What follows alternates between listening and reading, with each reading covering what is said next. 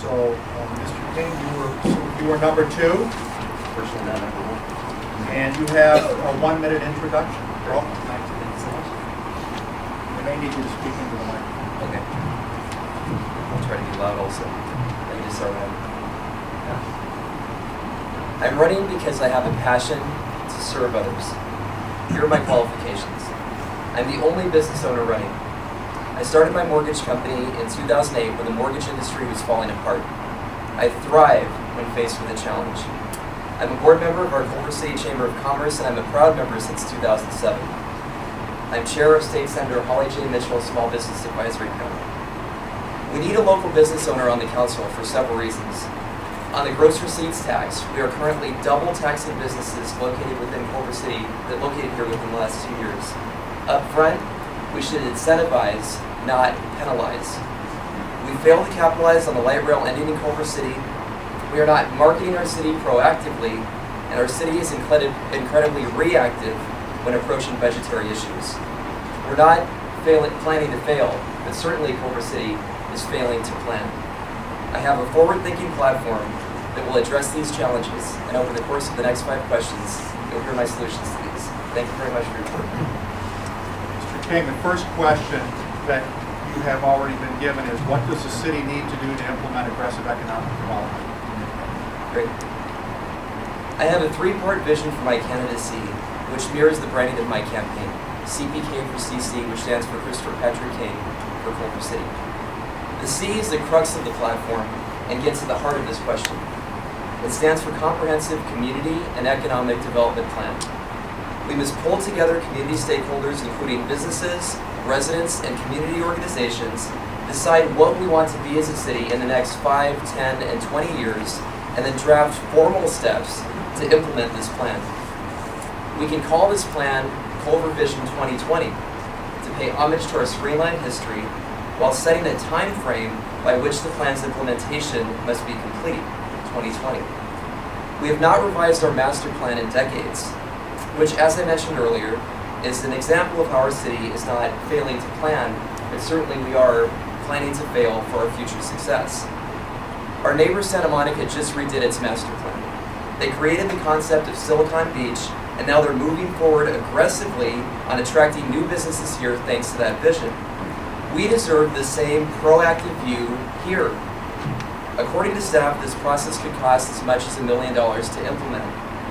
I propose that we utilize $1 million out of the $20 million we currently have in our city's reserve account for consultant fees and staff time. This is a 5% investment. If planning for our city's future economic success is not worth a 5% investment from our savings account, I frankly don't know what is. The plan will have steps for growth. Our council members can then reach out to new businesses with authority and work with the Chamber of Commerce to attract these type of businesses to Culver City. The Chamber can be a major asset and assistance with assisting with this process. As a business owner, I know that I would love it if a city and a chamber reached out to me to seek my business and worked on attracting me to Culver City. Next, let's think about the great hotels that we have here. We just raised the transit occupancy tax with the consent of our hotel owners. Yet what are we doing as a city to follow through? Nothing. It's not my original idea, but I think that we should earmark a specific portion of the funds from the TOT tax to be used exclusively for marketing our city. Let's advertise within the greater LA area and get more people to stop here to utilize Culver City businesses. Third, we've known for years that the light rail would end at Venice and National, but we have yet to move forward on anything meaningful to attract people into downtown. While we're working on a more robust project, like a shuttle system, let's get business involved. Something that worked great during Fiesta La Bayona was the pedicab system. And for those of you that know or don't know, pedicab is where there's a person sitting in front driving the bicycle and 2 people that sit in the back. And they took people from Stony over to Vets Park. This could be a great pilot program. We could get a new business involved with Culver City, the pedicab company, and it's environmentally friendly. Next question. The city is facing both federal and state mandated expenses in the near future, including funding of CalPERS obligations and requirements for cleaning up storm water runoff. Where do you see cuts that can be made or revenue raised to meet these requirements? you. Since 2010-2011, our city's been shrinking its budget and making cuts. This trend is expected to continue through the 2013-2014 budget cycle. Because of this, I would be loath to expect additional substantial cuts to be made. I'm an active participant, as a lot of you know, with our Chamber's Governmental Affairs Committee. And in this position, we've heard testimony from our city manager that leads me to believe that at this point, we would have to look at cutting essential city services, police and fire, if further cuts are to be made. I do not believe this is the best path for our city. 60% of our city's revenues come from sales tax. This means that we must incentivize more companies to come into Culver City. As mentioned in my introduction, we are currently double taxing businesses that relocated to Culver City within the past 2 years. This process is in place because when a business leaves the city has a hard time collecting the prorated tax due for the last portion of the year that the business was here. Essentially, the payment is being escrowed up front. The bottom line, though, is that we can't ask new businesses to move here and then hit them with a higher upfront tax. Let's incentivize, not penalize. The National Association of Realtors recently published a report stating the U.S. is facing its worst rental affordability crisis ever. Tilden Terrace created 33 affordable units for the city, and it received 1,200 applications for those units. Let's find more opportunities to develop projects like Tilden Terrace. I'm a realtor. I wrote a position paper with a major developer from downtown Los Angeles about how cities can work with developers to make a project pencil out. Through using density bonuses, relaxing setback requirements, and identifying tax credit financing, cities can work with developers to create more mixed-use projects that will generate not only sales tax revenue from the commercial space, but also help to address our woefully inadequate housing stock in Culver City. Our city is still crying woe is me about the loss of redevelopment agencies. It's time to move on from that. Let's consider new pilot programs that help to take the place of redevelopment agencies. I like a program, for example, that the city of Portland has recently implemented. They set up working groups to develop microcredit financing programs to provide local entrepreneurs with access to capital and micro-exchange programs that offer local investors the opportunity to invest directly in local, non-public companies. Here might be a way that we leverage capital from private investors who will be looking for opportunities to invest in local companies that would be part of our new Culver Vision 2020 that we've identified. More investment, more robust economy means more sales tax revenue. Mr. King, if you're elected, what will be your top 3 issues to address? That's a great question. So, as I mentioned in my introduction, I have a 3-part platform. And that platform, as I mentioned before, follows my initials CPK for CC, Christopher Patrick King for Culver City. The C part, as I mentioned, stands for Comprehensive Community and Economic Development Plan. That truly has to be number 1. Because of the fact that 60% of our revenue is generated from sales tax, that is the largest opportunity that we have as a city to increase the revenue that comes into our city. We have to look at ways that we can further grow our business base, that we can create a vision for what we want our city to be, and then aggressively go out and attract new businesses to bring in enhanced sales tax revenue. To me, that's definitely got to be number 1. The P stands for plays well with others. I feel that in Culver City, and especially in this last school board election, we've seen a very contentious city, and we see that there are certain tribes that we have here that are often battling against each other. We're at a point in our city where continually there are new challenges that arise. We've just raised our sales tax revenue, and we were able to balance our budget because of that. And yet now we're talking about in 2015 having another budget shortfall because of the increase to CalPERS requirements. This is going to be an ongoing problem unless we have more of a vision and start to pull stakeholders together. It's no longer adequate to have these battles where it's sort of the chamber versus everyone else, where it's the Democratic Club versus everyone else. Whatever group folks might fall into, we need to start pulling people together, identify common priorities and common solutions that we can move forward and prevent these economic challenges from continuing to happen. And the third part of my platform, the K, stands for keeping our community strong. One of the things that makes Culver City so special is the strength of our residential neighborhoods. We need to keep those residential neighborhoods. We also need to identify areas in the city in which we can look to grow. Growing around our transit hubs, I think, is a key idea and a great idea right now. We have opportunities in the Hayden Tract where if we can get make sense transportation into and out of the Hayden Tract, get people to the terminus of the light rail station or to the La Cienega Jefferson station, folks can utilize light rail a lot more, get out of their cars, and we can utilize that as an option for the city. I'm not talking about placing gigantic complexes in the middle of our quality residential neighborhoods whatsoever, but at the same time, like I said, I think we can find ways to grow as a city while still maintaining our strong community core. I'd also like to create what I'm calling a neighborhood advisory panel. As president of the Culver City Rotary Club, I realize that our community has fantastic involved citizens. I'd like to pull these citizens together because right now a lot of us are working on sort of one-off projects. Rotary has some things that it likes to do here and there, the Exchange Club here and there. We need to create a way for these groups to talk to each other, identify common priorities, and move together to achieve these solutions. What is your position on combining elections, state and local? So it's a great question.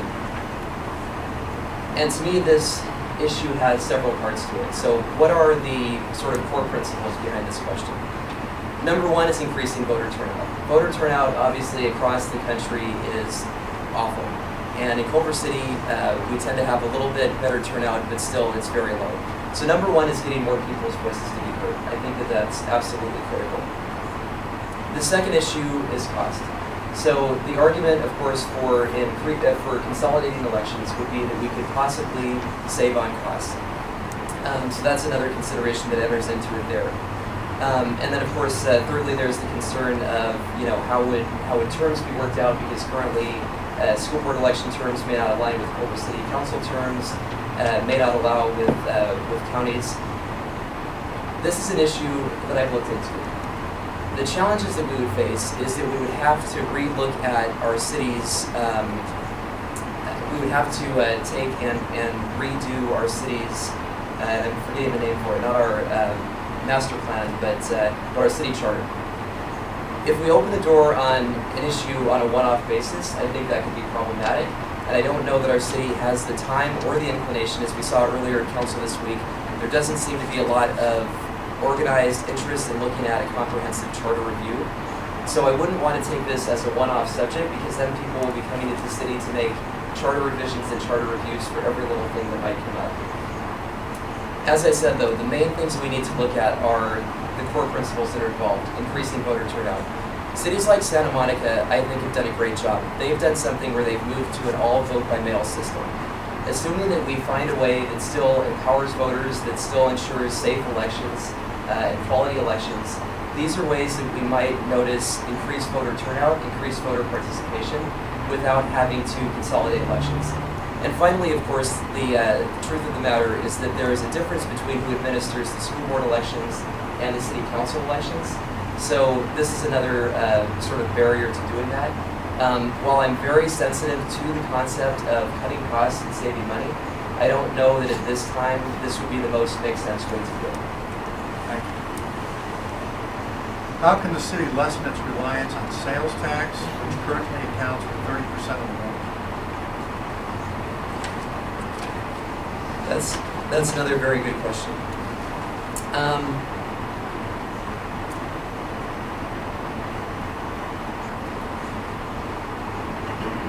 When you look at the various sources of funding for our city, sales tax, as I mentioned earlier, is obviously our major generator. In addition to that, the second thing is utility tax. And further from there, you see charges for services, and then the business tax and license. As a mortgage professional and someone who's active in the real estate industry, the reason that I brought up the Tilden Terrace project is that I feel that that's an example of a project that we can look at doing more of in Culver City. We can look at which would, of course, generate additional charges for services, additional license fees, additional developer fees for these developments. But I'm not a person who wants to go to developers and have sort of a top-down approach where we preach and say, you should build this because it's good for the city. When I did the project in the paper with the developer from downtown, We looked at ways in which cities can work with developers to make a project pencil out for the developers so that it still is financially makes sense for them. And furthermore, for the city, that we achieve the priority that we have. A project like this, I know you mentioned getting away from sales tax, but projects like this, of course, would still bring in the sales tax. But in addition to that, we're getting the development fees associated with it, which would be increasing our city revenue in that sense. We would also be bringing in new businesses, which would be more revenue from business tax and license fees that would be occupying, say, the ground floor units of the commercial space. And we'd be bringing in more residents. And more residents mean people who are spending more time in Culver City, who are utilizing our services, our businesses, paying into the system in various ways. So really looking at things from the real estate standpoint is something that attracts me as a mortgage professional. And as I said, I think that there are ways in which we can work with developers to get more of these type of projects to happen. The city doesn't necessarily need to tap into our revenues to do that. But again, utilizing setback requirements, utilizing density bonuses, we can work with developers to get them to be building more projects like this. And then we sent all of the speakers today 7 questions that were answered, approved or disapproved of. And I'll review them real quickly. If you have prepared a comment, you have 3 minutes of comment on these items. The first question was, what's your position on local living wage ordinance? The second question was city financing of affordable housing from the general fund. Third question was local city legislation on fracking. Fourth was a local ban on smoking in multifamily units. Fifth was a local gun control ordinance. And sixth was a local ban on styrofoam containers. And lastly, a local rent control ordinance. Great. Yeah, please. I'll do as many of these as I can, and I'll do it a bit out of order if you don't mind. So first off, I'd like to address the local rent control ordinance, because as you probably saw in front of you, I didn't answer approve or disapprove to this. I'm a mortgage professional, and I'm incredibly active within the real estate industry, including being a member and a board member of the local Beverly Hills Greater LA Association of Realtors. This topic, frankly, is far too complex to address with a simple approve or disapprove. There's nothing on the table at the current time related to rent control, and again, this question is far too broad as a result of that. As a council member, it's my responsibility to listen to all sides of an argument, whether or not I may agree with them. Ignoring a viewpoint, to me, is both undemocratic and irresponsible.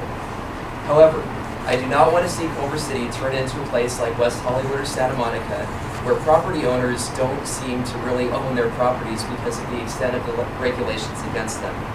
I just can't see us distilling a complex topic like this down to a simple yes or no vote.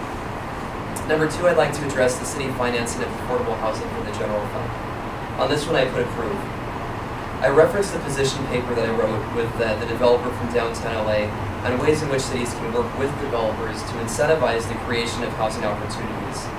I think there are a lot of ways that we can make these incentives happen without having to dip into our city general fund revenue. However, I also feel that a community is enhanced when our teachers, police, and firefighters can move into affordable housing in the communities in which they serve. When budgets are tight, and I feel very strongly about this, the first people that we attack should never be the most vulnerable of our community, never be the poorest people of our community. Currently, only 0.6%, 0.6% of our annual budget go to things like the RAP voucher program, homeless RAP vouchers, and the St. Joseph Center contract. This would not be something that I would attack right off the bat, again, because we can't go after the most vulnerable just because budgets are tight. I'm next going to talk about the local gun control ordinance, and I put approve on that. I would have seconded Vice Mayor Sallywell's motion to discuss the issue of gun control, instead of leaving her hanging. I'm not saying I would have necessarily supported an ordinance, but I would have supported obtaining more information. This issue was brought up on the heels of the school shootings, and in my view, the intent of her motion was to gain input on what the status of current regulations and laws are related to guns. When I was in high school, I worked for our state senator, Bruce McPherson, who passed very strict gun control laws. I would have been interested in seeing the current status of those laws in our state. The number one priority has to be the safety of our citizens and our children, and that's why I would have liked more information on that particular topic. Fourth, and this may be the last I get to address, is the local living wage ordinance, and I put that I disapprove. I'm absolutely in favor of a living wage. We need to be cognizant that this is a federal and state issue. Thank you. You now have 1 minute for your closing statement. Great. In closing, I would like to thank all of you individually who came and spent your time here today to assess our qualifications as candidates. Truly, I'm honored by your consideration, and I would be honored to have your support. I love Culver City. I've lived here for nearly 9 years, and I located my business to Culver City because I believe in our city's future. On the council now, we have good leadership. We deserve great leadership. Leadership that's forward-thinking, proactive, and passionate. We need to elect another business owner to council, because I'm the one who's in the trenches every day and can identify what it takes to grow our business community smartly. The C in my platform stands for Comprehensive Community and Economic Development Plan. It's time that we identify a specific vision for our growth, then outline the steps to achieve it. As my favorite proverb states, if I'm not myself, who am I? If I'm only for myself, what am I? If not now, when? Thank you, Mr. King.